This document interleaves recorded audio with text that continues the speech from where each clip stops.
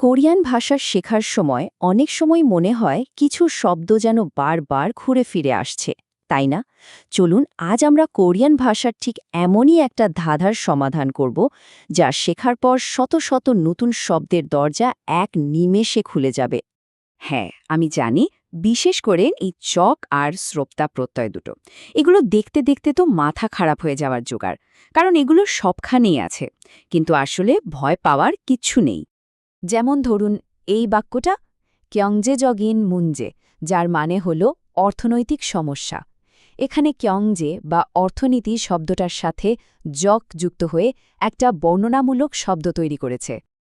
আবার দেখুন মোনাযোগ চাই মানে সাংস্কৃতিক পার্থক্য। এখানেও কিন্তু ঠিক একই নিয়ম কাজ করছে। মোনা বা সংস্কৃতি শব্দটা একটা নতুন রূপ পেয়েছে। কিন্তু আসল ব্যাপারটা কি জানেন? এগুলো আসলে নতুন কোনো কঠিন শব্দই না।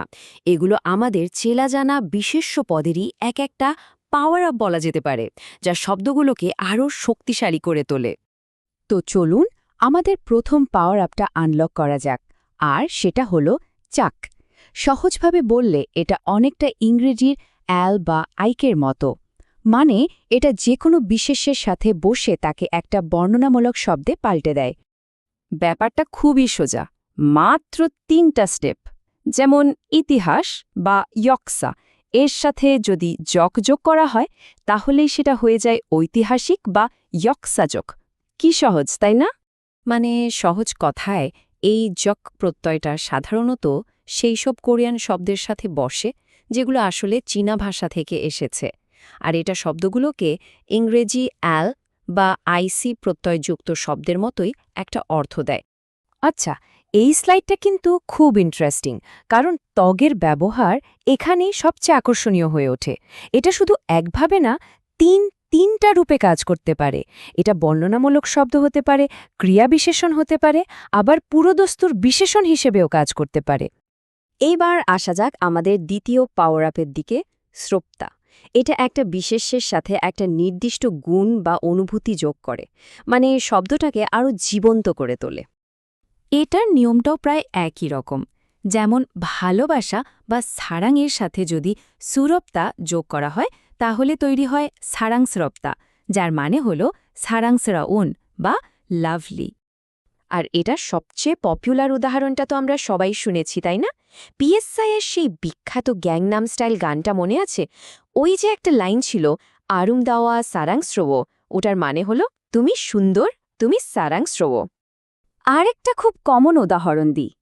ছায়ন মানে হল প্রকৃতি, এর সাথে স্রপ্তা যোগ করলেই হয়ে যায় ছায়ন স্রপ্তা, অর্থাৎ প্রাকৃতিক বা ন্যাচারাল। আচ্ছা, এখন একটা খুব জরুরি বিষয় নিয়ে কথা বলা যাক। এখানে একটা ছোট কিন্তু খুব গুরুত্বপূর্ণ পার্থক্য আছে, যেটা জানলে কোরিয়ান ভাষাটা বুঝতে আরও সুবিধা হবে।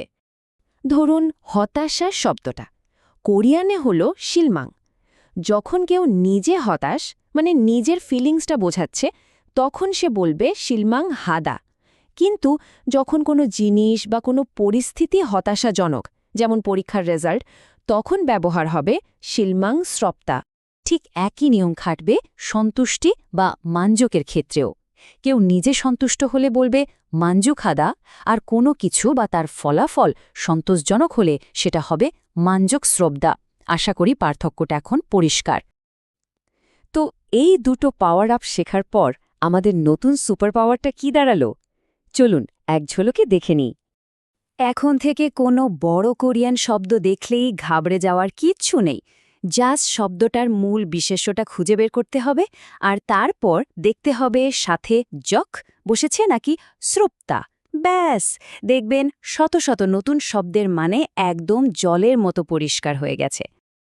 এটা থেকে একটা জিনিস কিন্তু পরিষ্কার, তাই না? ভাষার অনেক কঠিন বিষয়ও আসলে কিছু সহজ প্যাটার্নের খেলা। এখন ভাবার বিষয় হল, কোরিয়ান ভাষায় এরকম আরও কত রহস্য লুকিয়ে আছে যেগুলো শুধু আবিষ্কার হওয়ার অপেক্ষায়।